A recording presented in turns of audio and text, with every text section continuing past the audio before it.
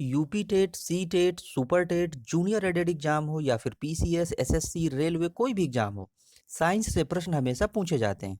तो इस वीडियो में हम साइंस के महत्वपूर्ण प्रश्नों को सॉल्व करेंगे। क्वेश्चन नंबर 1 है, सुमेलित कीजिए। हमको इसमें सुमेलित करना है कि कौन सा मात्रक किसका सही है, और इसमें से जो भी सही होगा उसका इस कूट के माध्यम से हमको आंसर देना होता है कि कौन सा कूट सही है। तो इसमें से देखिए, जो कार्य का मात्रक है वो क्या होता है, जूल होता है। ठीक है, कार्य का मात्रक जूल होता है। और धारा का मात्रक एम्पियर होता है। धारा का मात्रक एम्पियर होगा। और वाट जो है किसका है, सामर्थ्य का मात्रक है। सामर्थ्य का मात्रक वाट होता है। और विभवांतर का मात्रक वोल्ट होता है। और जो ऊष्मा होती है उसको हम कैलोरी से व्यक्त करते हैं। तो यहाँ पर जो राइट आंसर बनेगा वो 3, 1, 2, 4, 5। ठीक है, तो यहाँ पर ए ऑप्शन यहाँ पर करेक्ट होगा। 3, 1, 2, 4, 5 ये हमारा राइट आंसर होगा। क्वेश्चन नंबर 2 है, इसमें भी कह रहा है निम्न में से कौन सुमेलित नहीं है। अब यहाँ पर ये पूछा जा रहा है कि इसमें से जो 3 ऑप्शन दिए गए हैं इनमें से कौन सुमेलित नहीं है। तो इनमें से जो है, जो टैकियोमीटर है यह सुमेलित नहीं है। टैकियोमीटर क्या होता है, टैकियोमीटर में दाबांतर का जो यहाँ पर ये दिया हुआ है ये सुमेलित नहीं है। टैकियोमीटर से सर्वेक्षण के समय जो दूरी होती है, उन्नयन आदि मापने वाला यंत्र होता है। तो यहाँ पर पूछा जा रहा है कि सुमेलित नहीं है, तो यहाँ पर सी ऑप्शन करेक्ट होगा। टैकियोमीटर दाबांतर ये सुमेलित नहीं है। क्वेश्चन नंबर 3 है, विद्युत परिपथ में संधारित्र यानी कि जो कैपेसिटर है, कंडेंसर है, उसका प्रयोग किसके लिए करते हैं। तो उस जो कैपेसिटर या कंडेंसर है इसका प्रयोग हम विद्युत आवेश के संग्रहण हेतु करते हैं। तो यहाँ पर सी ऑप्शन करेक्ट हो जाएगा, विद्युत आवेश के संग्रहण हेतु करते हैं। अगला प्रश्न है, परमाणु में कक्षों को भरने का क्रम नियंत्रित होता है। जो परमाणु होते हैं उनमें कह रहा है कक्षों को भरने का क्रम कैसे नियंत्रित होता है, किस सिद्धांत के द्वारा होता है। तो ये आफ-बाऊ का जो सिद्धांत है उसके द्वारा नियंत्रित होता है। इस सिद्धांत में क्या होता है, इस सिद्धांत के द्वारा किसी सेल तथा ऑर्बिटल में इलेक्ट्रॉनों का प्रवेश ऊर्जा के स्तर जो होते हैं उनमें बढ़ते ऊर्जा क्रम में एक एक कर होता है। तो यहाँ पर ए ऑप्शन करेक्ट हो जाएगा, आफ-बाऊ सिद्धांत के द्वारा। नेक्स्ट क्वेश्चन है, पराध्वनिक जेट की उड़ान के कारण क्या उत्पन्न होता है। तो इसमें से जो पराध्वनिक जो जेट होती है उसके उड़ान के कारण क्या उत्पन्न होता है, प्रघाती तरंगे उत्पन्न होती हैं। ठीक है, प्रघाती तरंगे क्या होती हैं, जब कोई पिंड की वायु में चाल ध्वनि की चाल से अधिक हो जाती है तो वह अपने पीछे वायु में एक शंक्वाकार हलचल छोड़ता जाता है। तो इस प्रकार की हलचल को क्या कहते हैं, प्रघाती तरंगे कहते हैं। तो यहाँ पर ये डी ऑप्शन करेक्ट हो जाएगा। नेक्स्ट क्वेश्चन है, जब दो समानांतर दर्पणों के बीच कोई वस्तु रख दी जाती है तो बनने वाले प्रतिबिंबों की यहाँ पर संख्या पूछी जा रही है कि कितने प्रतिबिंब बनेंगे। तो देखिए, अनंत प्रतिबिंब बनेंगे। जब कोई वस्तु दो समानांतर समतल दर्पण के बीच रखी जाती है तो बने हुए प्रतिबिंबों की संख्या कितनी होगी, अनंत होगी। यहाँ पर डी ऑप्शन करेक्ट होगा।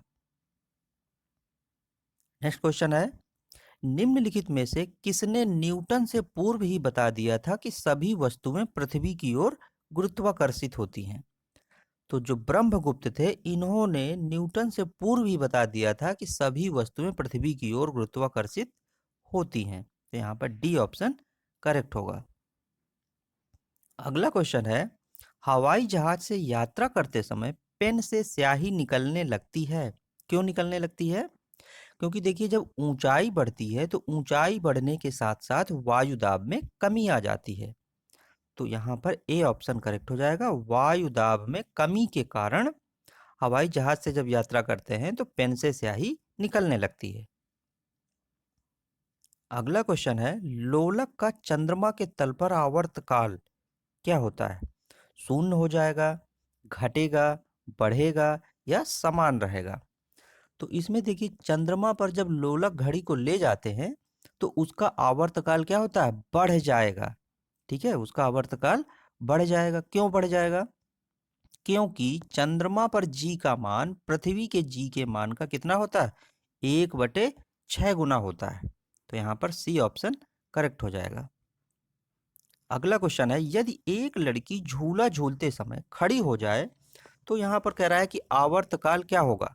ठीक है, यहाँ पे ये आवर्तकाल लिखा हुआ है, मिसप्रिंट है यहाँ पे। आवर्तकाल पूछा जा रहा है कि आवर्तकाल क्या होगा, घट जाएगा, बढ़ जाएगा, पहले बढ़ेगा या पहले घटेगा फिर बढ़ेगा। तो देखिए इसमें क्या होगा कि यदि कोई लड़की झूला झूलते समय खड़ी हो जाए तो उसका जो गुरुत्व केंद्र है क्या होगा, ऊपर उठ जाएगा और प्रभावी लंबाई घट जाएगी, जिससे झूले का आवर्तकाल घट जाएगा, अर्थात झूला जल्दी जल्दी दोलन करेगा।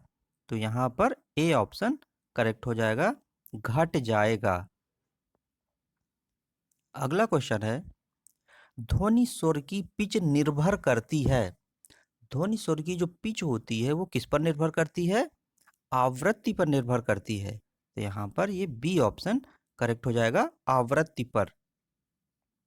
अगला क्वेश्चन है, ध्वनि की तीव्रता को मापने वाला यंत्र है। ध्वनि की जो तीव्रता होती है उसको मापने वाला यंत्र कौन सा होता है, वो ऑडियोमीटर होता है। तो यहाँ पर ये डी ऑप्शन करेक्ट हो जाएगा, ऑडियोमीटर। अगला क्वेश्चन है, पनीर निम्न का उदाहरण है। यहाँ पे पूछा जा रहा है कि जो पनीर होती है वो किसका उदाहरण है, इमल्सन का उदाहरण है, फोम का उदाहरण है, जेल का उदाहरण है या फिर सोल का उदाहरण है। तो इसमें से देखिए, जब कोई द्रव किसी ठोस में परिक्षेपित होकर के कोलाइडी विलयन बनाता है तब हम इसे क्या कहते हैं, जेल कहते हैं। तो यहाँ पर सी ऑप्शन करेक्ट हो जाएगा, जेल। पनीर किसका उदाहरण है, जेल का उदाहरण है। अगला क्वेश्चन है, धूप के चश्मे के लिए किस कांच का प्रयोग किया जाता है। जो धूप का चश्मा होता है उसके लिए किस कांच का प्रयोग किया जाता है। तो धूप के चश्मे के लिए जो क्रुक्स कांच होता है उसका प्रयोग किया जाता है। क्रुक्स कांच में क्या मिला रहता है, सीरियम ऑक्साइड मिला रहता है। तो यहाँ पर सी ऑप्शन करेक्ट हो जाएगा। अगला क्वेश्चन है, व्यापारिक वैसलीन किससे निकाला जाता है। जो व्यापारिक वैसलीन होती है, कह रहा है कि इसमें से जो वैसलीन है वो किससे निकाला जाता है। तो जो वैसलीन होती है वो पेट्रोलियम से निकाली जाती है, यानी कि डी ऑप्शन यहाँ पे करेक्ट होगा। अगला क्वेश्चन है, रसायन प्रयोगशाला में उपयोग में लाया जाने वाला जो लिटमस है वो किससे प्राप्त किया जाता है। तो जो लिटमस होता है वो लाइकेन से प्राप्त किया जाता है, सैक उसको हिंदी में बोलते हैं। तो यहाँ पर ये डी ऑप्शन करेक्ट हो जाएगा, लाइकेन से। अगला क्वेश्चन है, चैडविक ने खोजा था। चैडविक ने क्या खोजा था, तो चैडविक ने न्यूट्रॉन की खोज की थी। तो यहाँ पर ए ऑप्शन करेक्ट होगा। अगला क्वेश्चन है, शुद्ध जल का पीएच मान होता है। शुद्ध जल का जो पीएच मान होता है वो कितना होता है, 7 होता है, 7 होता है। तो यहाँ पर ये सी ऑप्शन करेक्ट हो जाएगा। अगला क्वेश्चन है, एल्यूमिनियम का प्रमुख अयस्क है। एल्यूमिनियम है जो, तो उसका प्रमुख अयस्क क्या है, वो बॉक्साइट है। तो यहाँ पर ये ए ऑप्शन करेक्ट होगा, बॉक्साइट। अगला क्वेश्चन है, शुष्क बर्फ है। शुष्क बर्फ क्या होती है, तो शुष्क बर्फ जो होती है वो कार्बन डाइऑक्साइड गैस होती है और वो ठोस रूप में देखने में क्या होता है, बिल्कुल बर्फ जैसी दिखाई देती है, बिल्कुल सफेद, ऐसा लगता है जैसे बिल्कुल बर्फ है। तो इसलिए इसको क्या कहते हैं, शुष्क बर्फ कहा जाता है। तो जो ठोस CO2 होती है उसे शुष्क बर्फ कहा जाता है। तो यहाँ पर ए ऑप्शन करेक्ट हो जाएगा, ठोस CO2। अगला क्वेश्चन है, वह जलीय विलयन जिसका पीएच 3 होता है उसे क्या कहते हैं, क्षारीय कहते हैं, अम्लीय कहते हैं, उदासीन कहते हैं या उभयधर्मी कहते हैं। तो देखिए जिसका पीएच मान 3 होता है वो क्या होता है, अम्लीय होता है। ठीक है, पीएच मान जिसका 3 होता है वो क्या होता है, अम्लीय होता है। और जिसका पीएच मान 7 से ज्यादा होता है वो क्या होता है, वो क्षारीय होता है। ठीक है। अगला क्वेश्चन है, कठोर जल में साबुन का जहाग है इसलिए नहीं बनाते हैं क्योंकि। कठोर जल में जो साबुन होती है वो झाग नहीं बनाता है। क्यों? क्यों नहीं बनाता है?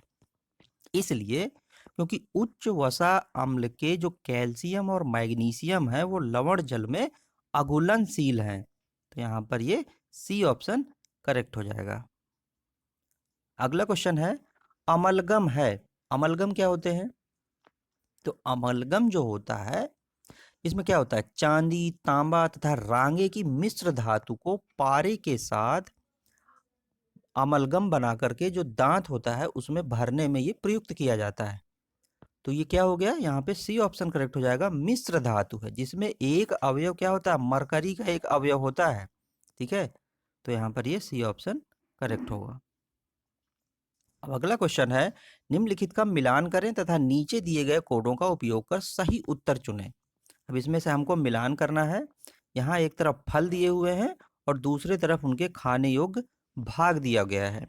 तो हमको यहाँ पर मिलाना है फिर बाद में कि कूट में से कौन सा यहाँ पर क्वेश्चन का आंसर सही होगा। तो देखिए, जो आम होता है उसका हम क्या खाते हैं, आम का मध्य फल भित्ति खाते हैं। सेब का पुष्पासन खाते हैं। लीची का मांसल एरिल खाते हैं। और जो नारियल होता है उसका अंतःफल भित्ति तथा भ्रूण पोष खाते हैं, खाने योग्य भाग है। तो यहाँ पर जो है 2, 1, 4, 3 यानी कि सी ऑप्शन यहाँ पे करेक्ट हो जाएगा। 2, 1, 4, 3। तो यहाँ पे ये सी ऑप्शन करेक्ट होगा। अगला क्वेश्चन है, शरीर का रुधिर संग्राहक यानी कि जो ब्लड बैंक है वो किसे कहते हैं? तो जो शरीर का ब्लड बैंक होता है वो प्लीहा होता है। तो यहाँ पर सी ऑप्शन करेक्ट हो जाएगा, प्लीहा। अगला क्वेश्चन है, मनुष्य शरीर की सबसे बड़ी ग्रंथि है। मनुष्य की जो शरीर है उसकी सबसे बड़ी ग्रंथि कौन सी है? वो यकृत होती है, लीवर होती है। तो यहाँ पर बी ऑप्शन करेक्ट होगा। अगला क्वेश्चन है, अधिकतम भोजन का अवशोषण कहाँ होता है? तो जो अधिकतम भोजन का अवशोषण होता है वो क्षुद्रांत में होता है। तो यहाँ पर ए ऑप्शन करेक्ट हो जाएगा, क्षुद्रांत। अगला क्वेश्चन है, काली मृत्यु यानी कि जो ब्लैक डेथ है वो किस रोग को कहते हैं? ब्लैक डेथ नाम किसको दिया गया है? तो जो काली मृत्यु होती है उसे प्लेग, प्लेग को काली मृत्यु कहते हैं। तो यहाँ पर ये डी ऑप्शन करेक्ट होगा, प्लेग को। अगला क्वेश्चन है, चूहे किसके रोगाणुओं के स्थानांतरण के लिए जाने जाते हैं? चूहे जो होते हैं वो प्लेग रोग के स्थानांतरण के लिए जाने जाते हैं। तो यहाँ पर सी ऑप्शन करेक्ट हो जाएगा, प्लेग। अगला क्वेश्चन है, जीवन का भौतिक आधार है। जीवन का भौतिक आधार क्या है? तो जो जीव द्रव्य होता है वो जीवन का भौतिक आधार होता है। तो यहाँ पर सी ऑप्शन करेक्ट हो जाएगा, जीव द्रव्य।